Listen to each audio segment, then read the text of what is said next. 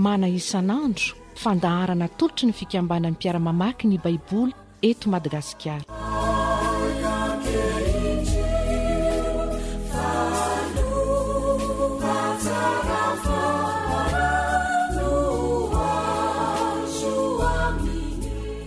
Ho amintsika rehetra mandrakariva ny heriavana ny fahasoavana. Faly indray miona amintsika hanohy ny fiarahantsika mandinika ny bokin'ny Daniela. Daniela toko 9 andiny voalohany ka hatramin'ny andiny 14 no ovakintsika anio. Alohany amakitsika izany dia mbola hiara-mivavaka isika angataka ny tompo mba hanazava amintsika ny teny izay meno vakiana. Hivavaka isika. Faly indrindra ny fonay Andriamanitra raina eo. Raha manatina anao amin'izao fotoana izao mba hisaotra anao.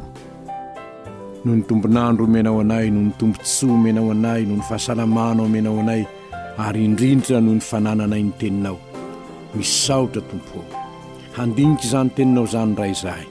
Meo anay mpamonjy eo, izay tianao fantatray.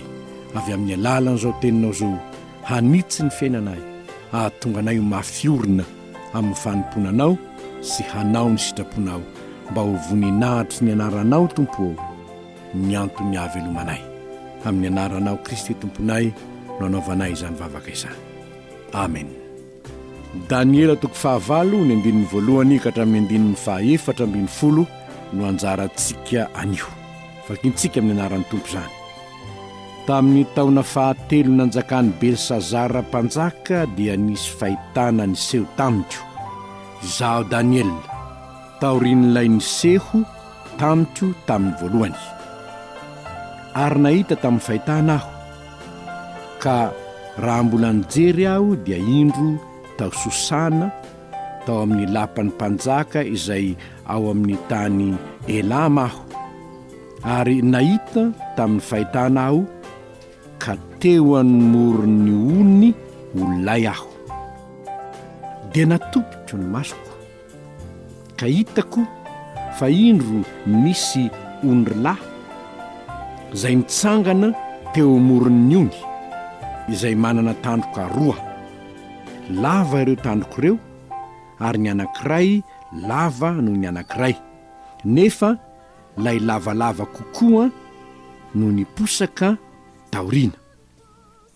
Hitako ny ondrilahy manoto miakandrefa, mianavaratra, mianatsimo, ary tsy nisy biby na ajanona teo anoloany, ary tsy nisy na arombaka izay mbiteny tanany, fa nanao araka izay sitrapony izy ka tonga lehibe. Ary raha mbola nandinika aho, dia indro nisy osy lahy nivoaka avy tany andrefana, ka nitetiny tany, nefa tsy nikasika ny tany. Ary lay osy lahy dia nanana tandroka lehibe teo anelanelan'ny masony, ary izy nakeo amin'ilay ondrilahy nanana tandroka 2, dia lay efa hitako nitsangana teo amoron'ny ony ka nanasakazaka azy tamin'ny fahatezerany heriny. Ary hitako nanatina ko eo anilan'ny ondrilahy izy, dia safoka taminy ka namely ny ondrilahy, ary nanapaka ny tandrony 2, ka tsy nahajanona teo anoloany intsony ilay ondrilahy, fa nazerany tamin'ny tany dia nitsakitsahany, ary tsy nisy nahavonjy ilay ondrilahy teny an-tanany. Ary dia niahery indrindra ilay osilahy, nefa noho nahery izy dia tapaka ilay tandrony lehibe. Ary nisy 4 lehibe nipoitra misolo iny ifanandrify tamin'ny rivotra 4 ny lanitra. Ary nisy tandroka kely nipoitra avy tamin'ny anankiray tamin'izy ireny, ka nia lehibe indrindra ny anatsimo sy ny atsinanana, ary nakany amin'ny tany mahafinaritra. Ary nia lehibe izy ka niatra tamin'ireo maro be eny amin'ny lanitra, ary nisy nazerany ho amin'ny tany ireo maro be sy ny kitana ka nitsakitsahany. Eny nia lehibe izy ka dia niady tamin'ny komandin'ireo maro be, ary niesorina taminy ny fanatitra isan'andro ary ny fitoerana masina no ravana.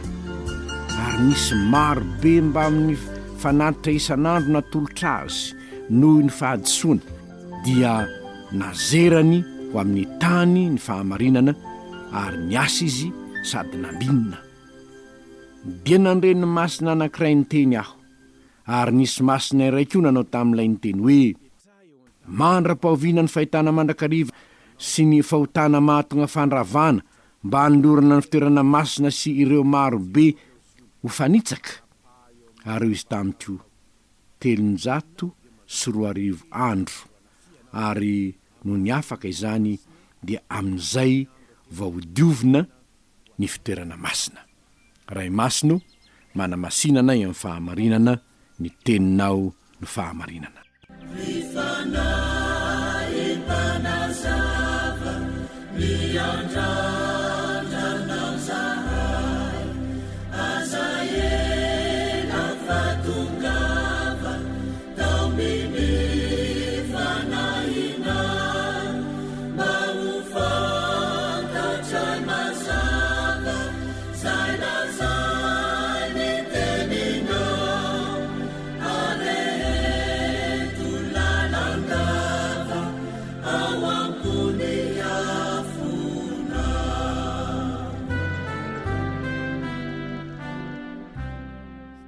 Fahamarinana telo indraigna no hojerentsika anio ny amin'izay tenin'Andriamanitra vao nivakintsika teo.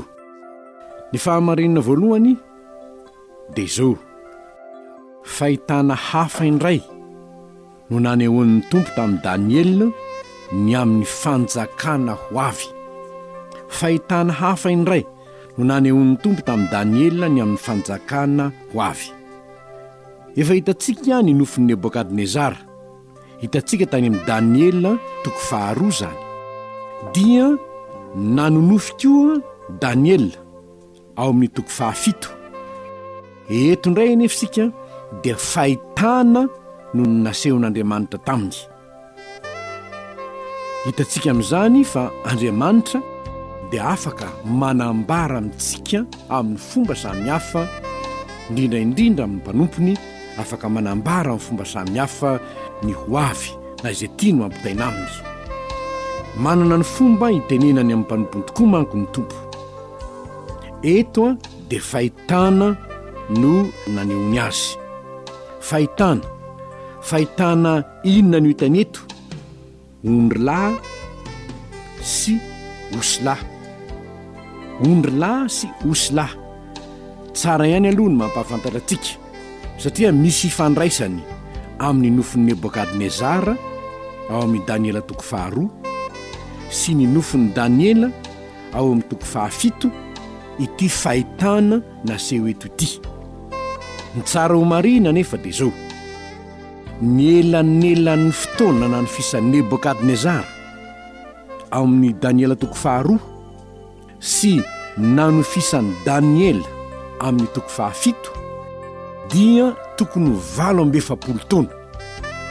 Zany hoe ny nisy eo ny nofin'ny Nebokadnezara zay Daniela ihany no nilaza ny heviny, sy ny nanofisan'ny Daniela zay Daniela ihany no nanonofy dia 7 taona eo. 3 taona eo taorinany nanofisan'ny Daniela nefa no nanomezan'Andriamanitra indray izao fahitana izao. Noho izany, ny loha voalazan'i Daniela ao amin'ny 2 nofin'ny Nebokadnezara sy ny liona nofin'ny Daniela amin'ny 7 dia mitovy ihany. Ny tratra sy ny bera, tratra tamin'ny nofin'ny Nebokadnezara, bera amin'ny nofin'ny Daniela, ary ny ondrilahy amin'izao hitantsika ny vakintsika androany izao kosa dia iray ihany. Ny kibo nofin'ny Nebokadnezara sy ny leoparda amin'ny nofin'ny Daniela, ary ny osilahy zay hitantsika anio dia iray ihany koa. Zany hoe manambara ny fanjakana ho avy izao nofin'ny Daniela izao. manamafy zany fa izay efa nolazaina tamin'ny Nebokadnezara ihany no nambara tamin'ny Daniela koa amafisiny fahitana amin'izao tsika miteny zao. Inona no azontsika lazainy amin'izany? Hain'Andriamanitra tao ny miteny amintsika amin'ny fomba samihafa na dia zavatra anankiray ihany azo no ambarany. Ny loha sy liona ray ihany no ambarany, tratra, bera, ondrilahy ray ihany no ambarany, kibo, leoparda, osila ray ihany no ambarany. Fanomezam-pahasoavana ny Daniela milaza ny hevitry ny nofin'ny jentilisa, nofin'ny Nebokadnezara, nefa koa nambaran'ny tompo taminy ny hevitry ny nofiny. Ny zavatra hitantsika eto ary dia izao: raha Andriamanitra no nanambara tamin'ny Daniela ny hevitry ny nofin'ny Nebokadnezara, dia ny hanova a Nebokadnezara no tanjona. Rehefa jerentsika ny tantara, satria nanjary namoaka didy Nebokadnezara vokatry ny nanambarany Daniela tamin'ny nofiny, fa tsy misy Andriamanitra afa-tsy Jehova ihany. Ary namoaka didy izy nivavahana amin'ny Andriamanitra Daniela. Ao amin'ny Daniela 7 ny nofin'ny Daniela kosa ndray, nofin'ny Daniela dia ny zavatra hitantsika ny vakitsika tamin'ny omaly dia zao hoe nanjary raiky tahotra izy, nieritseritra izy, nivaloaritra izy, inona kanefa nambaran'Andriamanitra taminy ny zavatra iseho. Eto Andriamanitra dia fahitana kosa no nisehony naneo ny zavatra nitranga. Ka inona ny fahamarinana faharoa izay azontsika raisina ny amin'izany? Tena tompony ny tantara n'izao tontolo izao mihitsy Andriamanitra. Tena tompony ny tantara n'izao tontolo izao izy. Ireo nofo izay nomeny ireo, izao fahitana nomeny izao, dia zavatra mbola ho avy anie, manambara fanjakana anie. Ho hitantsika midikany rapitso, fa zao aloha no izy. Ilay ondrilahy hitantsika manomboka eto moa hoe nahita izy amin'ny andinin'ny fahatelo, natoboky ny masoko ka hitako fa indro misy ondrilahy mitsangana teo amorony ony, nanana tandroka roa. Lava ireo tandroka ireo, ny anankiray lava noho ny anankiray, nefa ilay lavalava koa no niposaka taorina. Hitantsika fa entina manambara ny fanjakana ho avy taorina ny Daniela io. Ny fotoana nisy Daniela manko amin'izao izy zao dia mbola ao anatin'ny fanjakan'ilay loha izy, zany hoe ao anatin'ny fanjakan'ilay liona. Fa ilay fanjakan'ilay biby faharoa, ny bera zany, dia mbola ho avy. Ary ty ondrilahy tia dia mbola ho avy. Mbola ho avy io, satria fantatsika fa tamin'ny taona fahatelo nanjakan'ny Belisazara mpanjaka no nahitany an'io fahitana io. Belisazara dia mbola mpanjakany Babilôna, ilay loha, ilay liona, zany hoe mpandimby an'i Nebokadnezara. Ka tao anatin'izany izy, mbola ao anatin'ny fanjakan'ny Babilôna izy zany, no nahita izao fahitana izao. Ka inona no hitany? Ondrilahy, efa lazaintsika teo zany. Ho avy ireo, mbola ho avy ny hoe bera, mbola ho avy ny ondrilahy ny andin'ny fahavalo. Ary io ondrilahy io, inona no nataony? Nanoto miankandrefana, mianavaratra, mianatsimo, manao arak'izay sitrapony. Zany nataony ondrilahy io. I ondrilahy io anefa dia tsy afakory fa ilay bera araka nofin'ny Daniela ihany. Fanjakan'ny Medianina sy Persianina io. Tandroka roa. Raha jerentsika ondrilahy anankiray fa mahana tandroka roa izy. Ary entina manambara zany fa fanjakan'ny Medianina sy ny Persianina. Ary ny Medianina raha vao nanjaka voalohany dia Darius hitantsika amin'ny Daniela 21 zany andininy voalohany. Rehefa avy eo dia ho avy kosa ny Persianina kirosy handimby azy ka ny amin'ilay ondry lahy zany dia ny fanjakan'ny mediana sy ny persiana no tandrokaroany ondry lahy voalaza eto nanoto miakandrefa na miana varatra miatsinanany mianatsimy izy ho izy dia hitantsika fa nanoto miakandrefana dia nakany palestina zany miana varatra nakany amin'ny tanin'ny asirianina zany mianatsimo nakany Egypte zany zany hoe ireo zany dia firenena izay nanrava reny firenena hafa ireny ary nanjaka tamin'ireny firenena hafa ireny. Ny zavatra anankiray izay tokony fantatsika azy ny amin'izao zavatra hampahafantarin'ny tompo zao dia ny hoe mahalala ny hoavy ny tantaran'izao tontolo zao Andriamanitra ary izy ihany no mandrafitra izany ka mampiseho izany amin'ny zanany. Inona ny lesona arintsika tsoanany amin'izany? Ny tahotra ny ampitso dia tsy avy amin'Andriamanitra. Nahoana? Satria izy anieny mahalala ny ampitso, ny tantaran'ny firenena fantany daholo zany. Ary zany ry havana ny tena fifaliana ho antsika zanak'Andriamanitra, indrindraindrindra zay efa mahalala hoe ny tompoko anie ka miantoka ny hoaviko.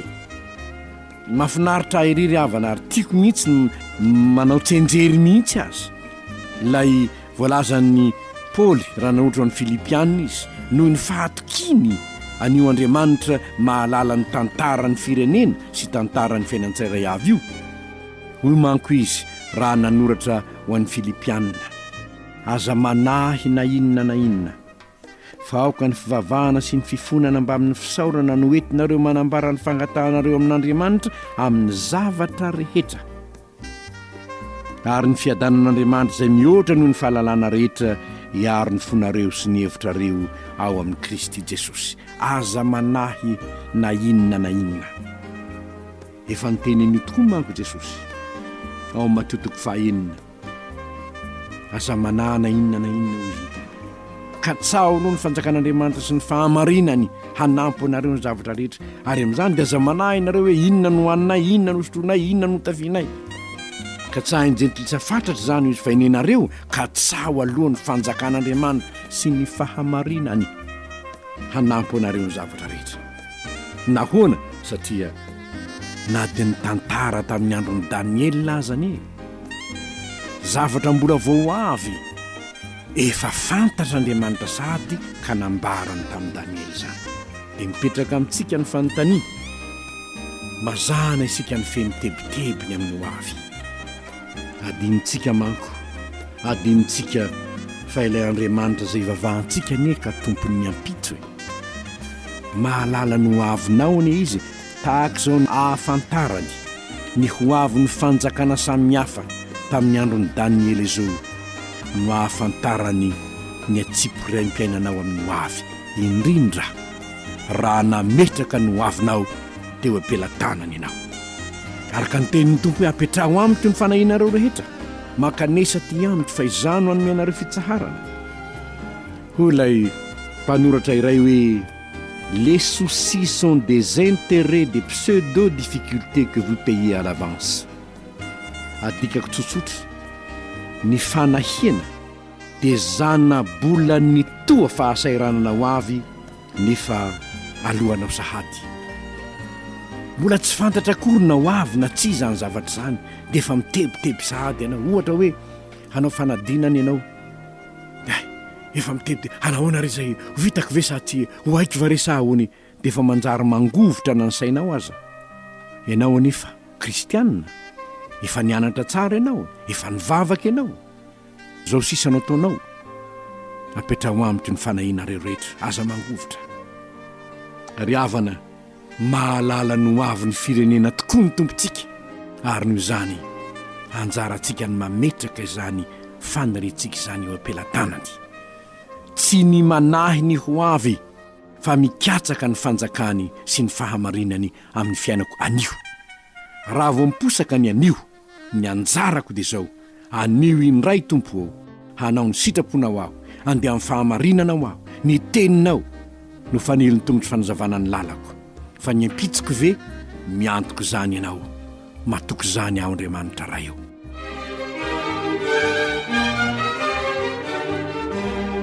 ny farany izao tantara izao dia ahitantsika fa misy fetra ihany ny herin'ilay Osolahy.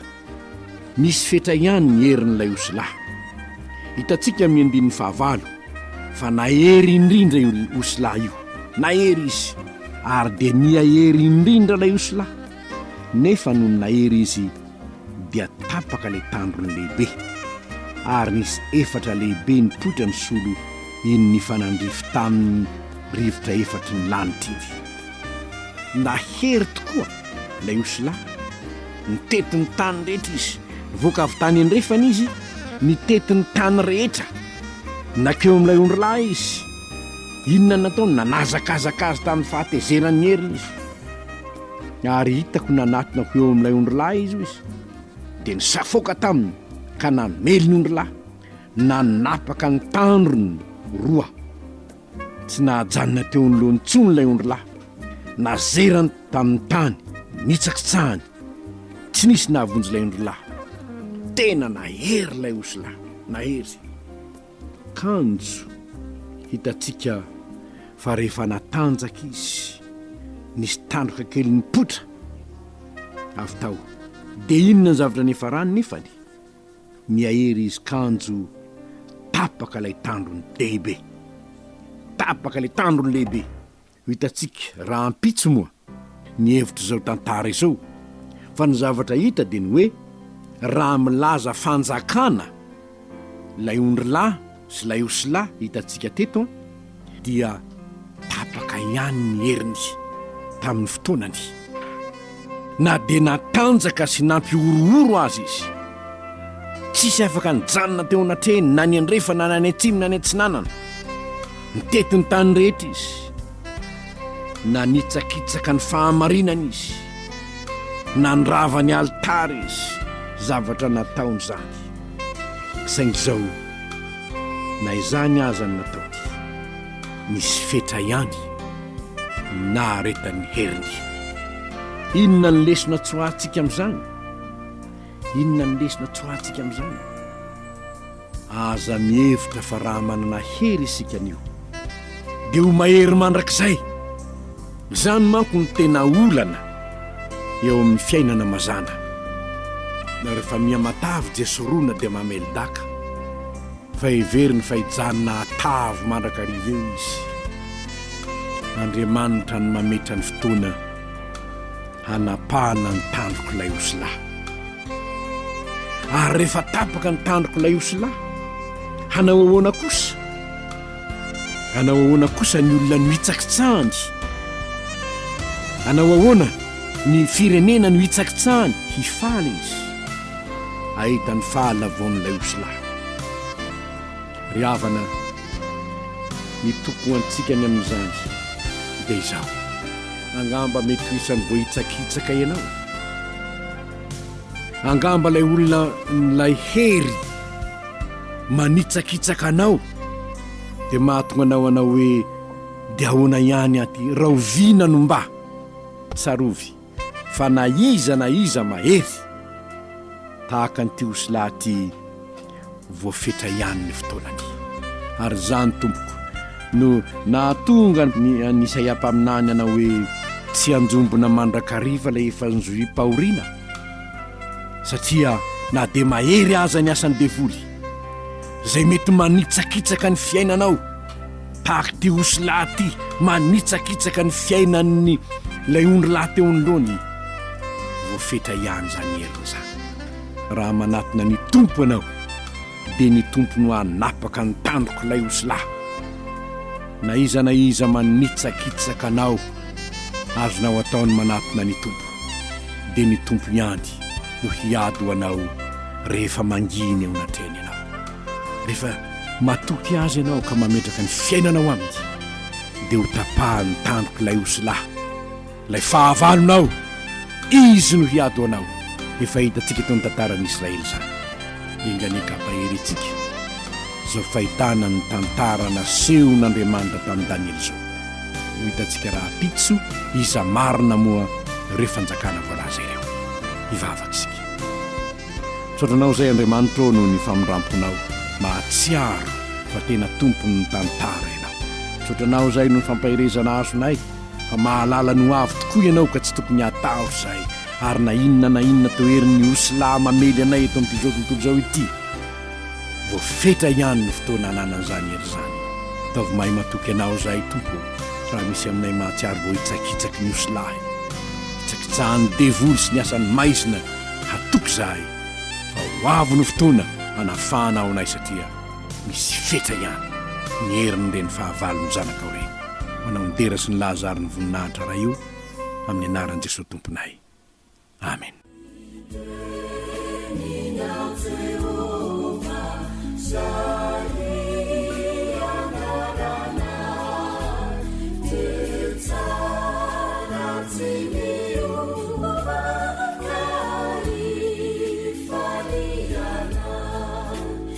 Mana isan'andro fandiniana sy fandalinana ny soratra masina atolotry ny fikambana amin'ny mpiara-mamaky ny baiboly.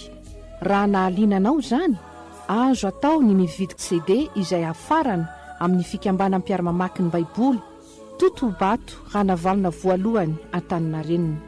Raha mila fanampanazavana dia antsoy ny laharana tarby 24 809 92 na 032 72 147 27.